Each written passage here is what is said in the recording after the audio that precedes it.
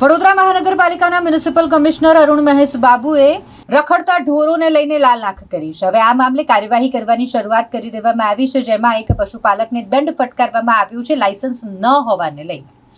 અલગ અલગ વિસ્તારોમાં ઢોર પાર્ટીની ટીમો પહોંચી હતી વડોદરા શહેરના, અને ત્યાં ચેકિંગ કરવામાં આવ્યું હતું। અને તે જ અંતર્ગત નવાપુરા વિસ્તાર કે જ્યાં એક પશુપાલક જેમના દ્વારા ઢોર રાખવામાં આવતા હોય ઢોરવાડા ખાતે ઢોર પાર્ટીની ટીમ પહોંચી હતી અને ઢોર રાખવા બાબતનું તેમની પાસે લાયસન્સ ન હોવાને લઈને 10,000 રૂપિયાનો દંડ ફટકારવામાં આવ્યો છે।